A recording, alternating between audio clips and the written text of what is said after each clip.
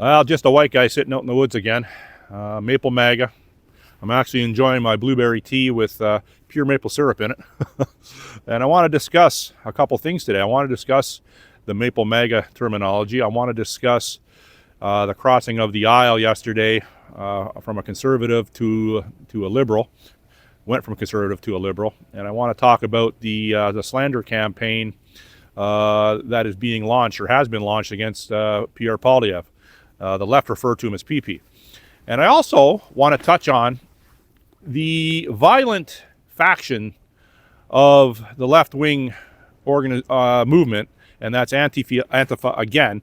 But I want to put it into, I want to correlate it with the brown shirts from Funny Mustache Guy's world domination takeover back in the early 30s and culminating in the mid-40s.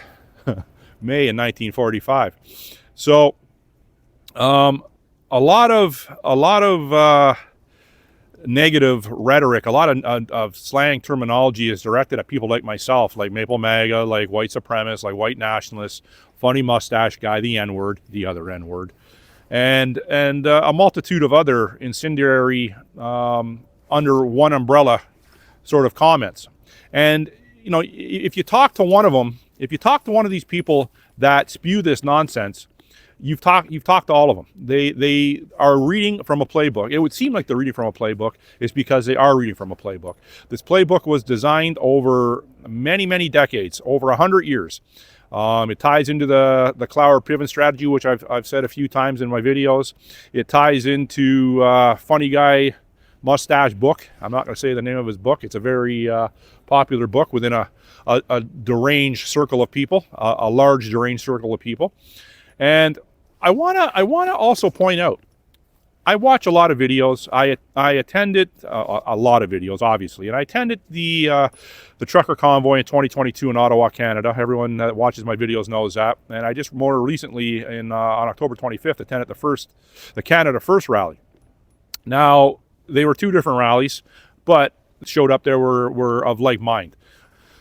So in Ottawa, it was much more people than the Canada First rally, which I've touched on in many videos. It was a police state. It was a very patriotic gathering. I went there with the sole purpose to see what the mainstream media was painting the picture of. And the mainstream media was painting the picture that the National War Memorial was being desecrated, that homeless people were being mistreated, that regular citizens in the downtown core off Wellington and around Parliament Hill were being physically assaulted. I wanted to go see that firsthand because I wanted to contribute to put a stop to that. But when I got there, my friend and I arrived there, and we stayed in the Byward Market. And we got there, it was still daylight out when we got there on Friday. And, you know, it was a police state. All the streets were cordoned off. So we had to make a roundabout way to our hotel. And once we got settled into our hotel, we made our way down to Parliament Hill. And, you know, it was a very patriotic vibe I was catching from this rally right off the hop. And I also right from the get-go, it was also a very police state, militaristic police state vibe as well. So when we got to the downtown core, it was very cold. The 3 weekends, it was very cold there, and it was a great gathering of people from all over Canada, from all over the world. Canadian citizens from all over the world, all different races, religions, creeds, backgrounds. I spoke to doctors, I spoke to lawyers, I spoke to truckers, I spoke to government workers. I befriended a government worker. She was a young girl, and she stuck with us for 2 days. She didn't want to specify what department she worked in. I'm assuming it was CSIS. But, you know, I didn't push her on that. You know, I had nothing to hide. My friend had nothing to hide. So we were just there as curious observers. And there was no violence. There was no negativity the 3 days I was there whatsoever. The Canada First rally, on the other hand, are a little more volatile. And the one previous at Christie Pitts, I didn't attend that. I wish I did, but I didn't. They were increasingly more hostile. Things have changed in the last 3 years. I understand that politically with the Gaza and the Palestinian movement that is being used as a guise to usher in communism. That's all that is. These people out there, I would say 1% actually give a shit about what happened over in the Gaza. They're more They're more in line with ushering in communism and a tyrannical dictatorship. And that the cat's out of the bag. The genie's out of the bottle. So for people that still want to go along and believe that, well, I don't know what to tell you. But where I'm getting at with this, you see a lot of these rallies, and you see a lot of the Antifa factions dressed all in black. They wear their kahifas, and they're donning whatever flag that they're told or they're paid to don that particular day, and they go out and they're violent. They are so violent. They're even attacking federal police in the United States. What mindset do you have to possess to attack a group of federal police? So if they're attacking groups of federal police in the United States, what's them to stop from attacking anyone? Man, woman, children, little puppies? What's them to stop from doing that? Nothing. If they're so deranged that they will attack a fully tacked out armed officer with a long gun, a sidearm, bulletproof vest, tactical headwear, if they're so deranged to do that, what are their capabilities? Their malevolent capabilities are immeasurable. They won't stop. They'll stop at nothing. So when I'm in this situation, when I put myself in these situations at this Canada First rally, I already know going down there, I wasn't tacked out. I didn't have anything on me to protect myself other than my hands. And did I expect a confrontation? Absolutely I did. I don't leave the house. I leave my house. Every time I leave my backyard, my front yard, I expect to have a violent confrontation with someone. I don't, because I can control my emotions, and I have self-awareness, and I'm not deranged. I don't go around physically attacking people because I have a mental health condition. So, but the possibility of me being attacked within a large city like Toronto is 100% in the forefront, not in the back of my mind. It's in the front of my mind. And I take precautions for that.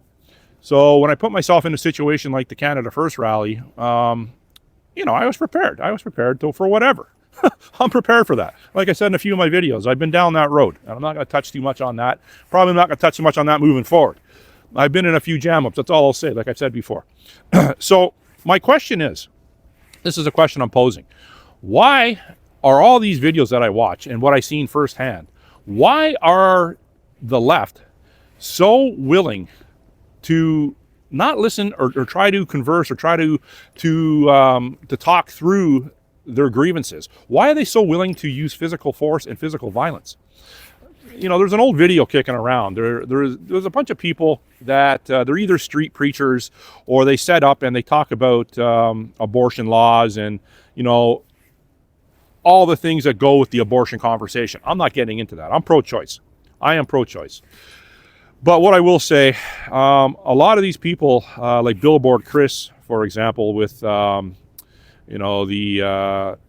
operations, the transitioning operations. That's what more or less what he goes around trying to raise awareness with. Billboard Chris is on camera being attacked many times.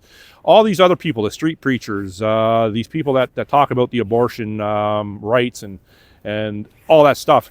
There's countless videos of these people being physically attacked.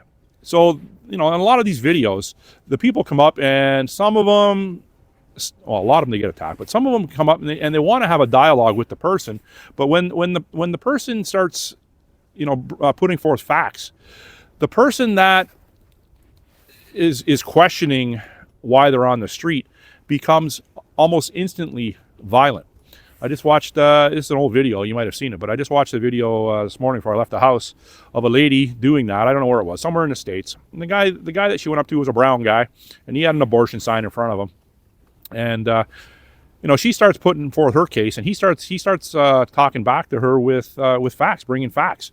So then she couldn't handle that, and she went berserk. And she tried to grab him. She had like an iced cappuccino or whatever, some Starbucks, $15 drink in her hand, which she wasted. She spilt it all over him.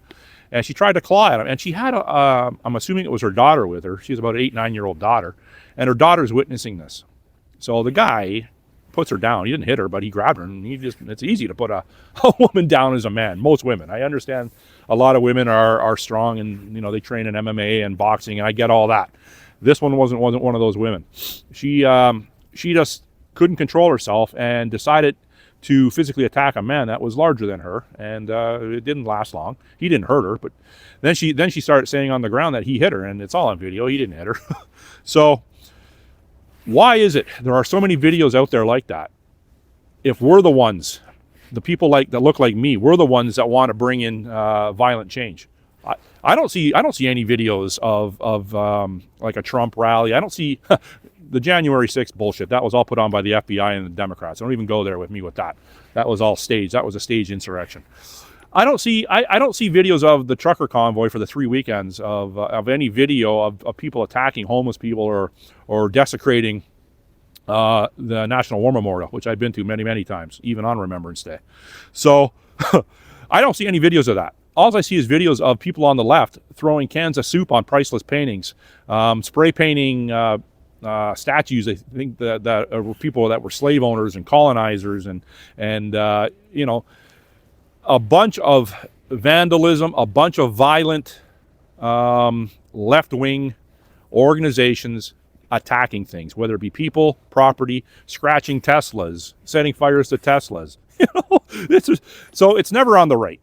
So when people in my comment section want to outline, you know, that, you know, I'm the bad guy, that my views are homophobic, my views are racist, my views are misogynistic. Yeah. Well, do me a favor. When I get back to your comments, and I will get back to your comments, you might not like what I say, but please don't delete them, because a couple people recently, once they start leaving comments of an incendiary manner on my comment section, I respond back, and you know, obviously I'm not the type of person that's gonna take a punch to the head and not respond in kind. So I respond back, and you know, unfortunately, I don't have a whole lot of time to keep on going back and forth with the same nonsensical rhetoric. But I will get my point across. But please leave your comments up. Don't go back and delete them, okay? Because I want people to see how delusional your thought process is, and how delusional and how hate-filled you are. I want people to see those comments. I won't be deleting them. I don't care what you say to me. I will not delete them. But expect a response from me. And like I said, you might not like that response. I'd also like to touch on the slander campaign that is being launched against Pierre Poilievre. About a month ago, Poilievre came out and he was critical of the SNC-Lavalin investigation and how the RCMP handled it. He said it was despicable the way they handled it. So ever since that point, the mainstream media has gone full steam ahead to slander him. Now, and it hasn't stopped. The budget was released 2 days ago. We had a person from the Conservative Party cross over to the Liberal Party, and the mainstream media was stoking the fire that there was going to be more Conservatives crossing over. Now, that hasn't happened. The two people that they outlined came out and did videos saying they weren't going to cross over. They're still part of the Conservative Party. So whether it happens or not, you know, it's going to happen, whether it goes that way or if it doesn't. So nothing we can do about that. But what they're doing, they are trying to character assassinate Pierre Poilievre. And they've been doing it for a long time, but they're really ramping it up now. Because in question period, Mark Carney has to lock horns with Pierre Poilievre whenever he's not on a government-paid jet screwing around somewhere with... Anyhow. And it's not so pleasant having to deal with a 20-year politician that is polished like Pierre Poilievre, or PP, as the left like to call him. I like to call him Pierre Poilievre. I've met him. Seems like a genuine guy to me. I like him. And he's very, very highly intelligent individual, and he knows what to say and when to say it. So they want him out at all costs, because he is spearheading a large movement of people in this country that want the Liberals out. They want them gone, out of Ottawa. Okay? And they know that. And his rallies during the last election in April, they were huge. And, you know, they had people waiting out, you know, for hours to meet him. Carney, who wants to meet that little globalist lizard? No one. He looks like Mr. Burns from The Simpsons. He's got the disposition of a rattlesnake in a sleeping bag. He's not a personable guy whatsoever. He's hideous to look at. His wife, I don't know, anyhow. The whole situation there, he's not aesthetically pleasing for if you're going with identity politics. Let me put it that way. So they are doing everything in their power because they don't want Poilievre to keep on putting Carney or exposing his lies and all the loopholes that his whole existence has been built on, including his financial aspirations, whether it be Brookfield Asset Management, whether it be the Bank of England governor, the governor of Bank of Canada. Listen, you know, you got people on the left defending this guy. I don't know how in the F people can defend this guy and defend what the Liberals have done for the last 11 years. It is unfathomable to me. And when you talk to people on the left, and they just don't get it, they're going to get it. They're going to get it when they live over by that log with a tarp covered over them. That's when they're going to start understanding what's going on here. Okay, that's what's going to happen. And let me tell you, you watch my videos, I don't go shove my camera in a lot of homeless people's face. I've done it one time, I don't know, 6 months ago, whatever. And I checked in on a guy. He was living on the street. He wasn't living in the woods. But I can tell you, I can ride from here on my bike, and I can show you 5 homeless encampments on the way back from here to my house. So I understand, even in those homeless encampments, they are still supporting the Liberals because they get Ontario Works, they get the welfare checks, they get the free drugs, they get their free drug paraphernalia. I understand that. They're not in the right state of mind. A drug addict living in the woods in a tent is not in the right state of mind. So when they're talking to you about politics and how good the Liberal Party has done the last 11 years, you know, I'm sorry, buddy or ma'am, I really can't listen to what you're saying because you're living in a tent and you're high on drugs right now. And I'm not disparaging them. I'm not saying all people that are in homeless encampments are drug addicted or alcohol addicted. I'm not. A lot of them just have, you know, mental health concerns, and they've been caught up in the cost of living crisis that the Liberals have caused. It's impossible to live in this city financially unless you have generational wealth, you inherited money, you have help from your parents, your grandparents, or you have a very, very high paying job. It's very hard to sustain life in this city. But anyhow, I went on long enough. You got any questions, comments, or concerns, leave it in the comment section. And if you have any negative concerns about my videos, once I reply to them, do not delete them. Enjoy your day. Thanks for watching. Bye.